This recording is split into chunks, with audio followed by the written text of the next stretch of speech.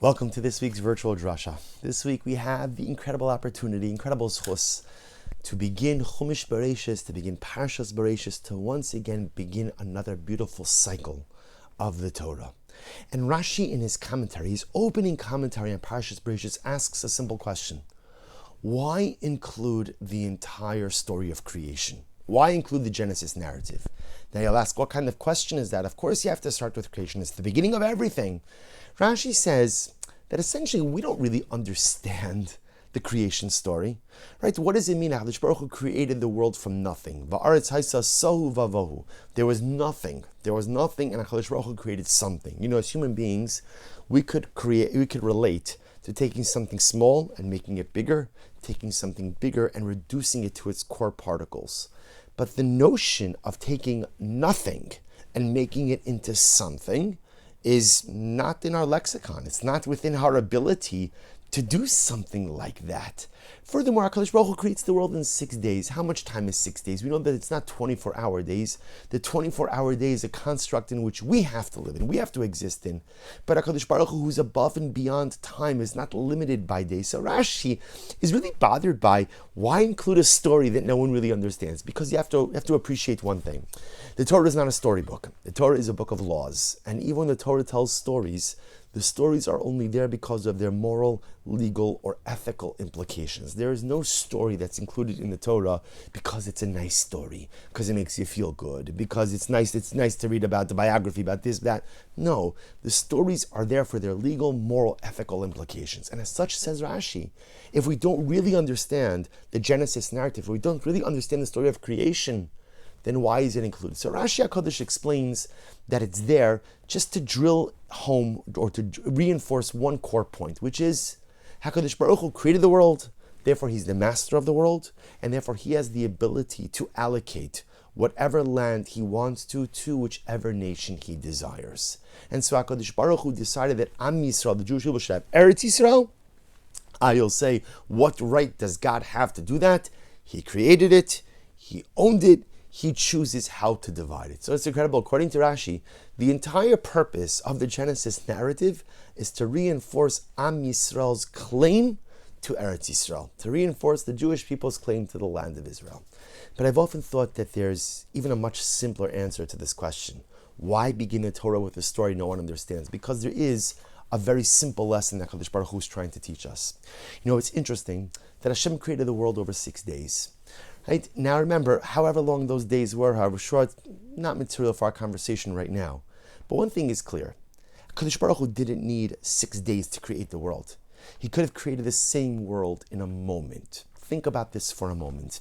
If we look at the first day of creation, Hashem said, Vayomer Elokim yehi ar.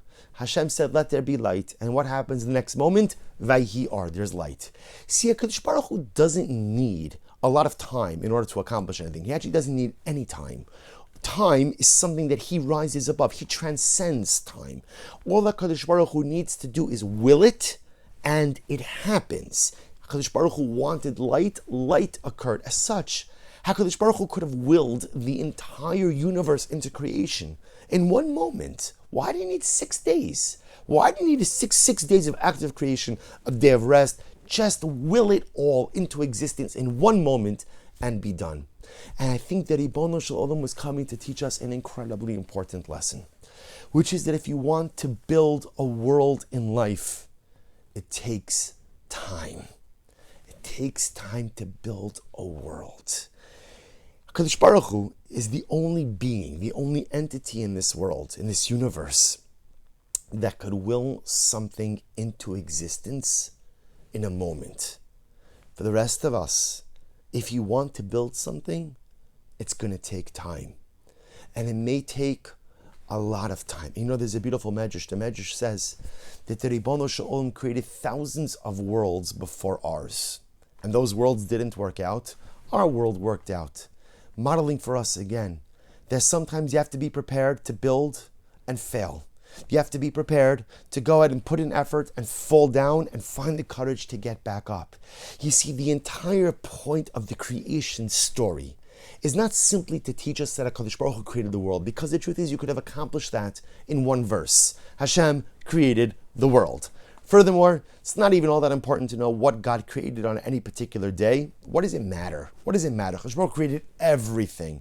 And HaKadosh Baruch Hu could have created everything in one moment.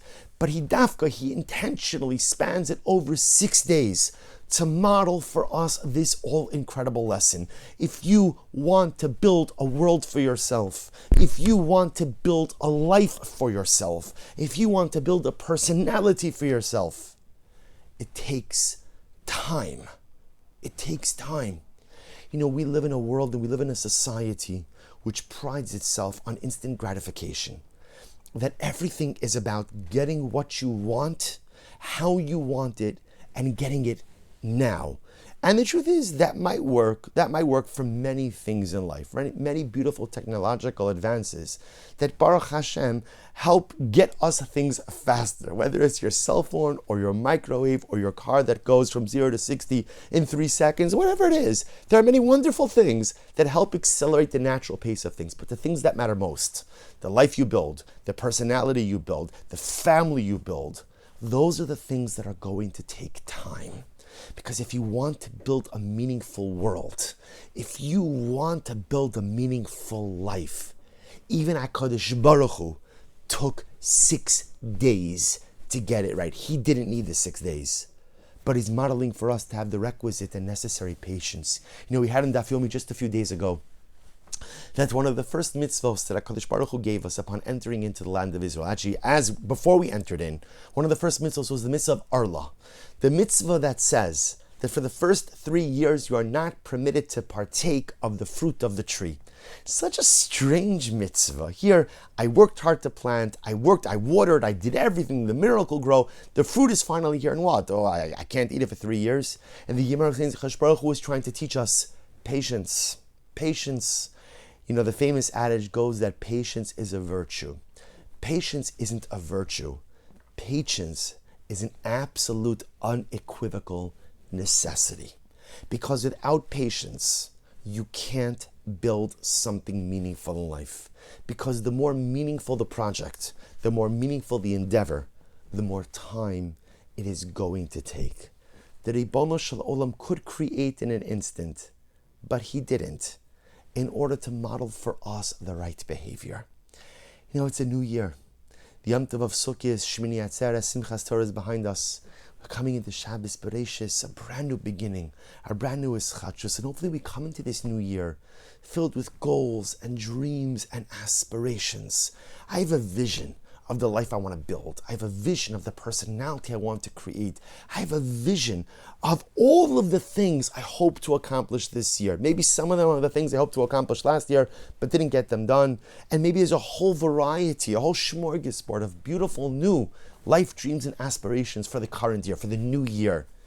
And sometimes we start with this excitement, and when things don't fall into place immediately, or they don't materialize immediately, we become discouraged, we become upset, and sometimes we even give up because we convince ourselves that if it was quote unquote meant to be, it should have fallen into place immediately. It should have happened. If HaKadosh Baruch Hu really wanted it, then all of the planets would have lined up, all of the constellations would have been in perfect alignment, and everything would have gone keseder.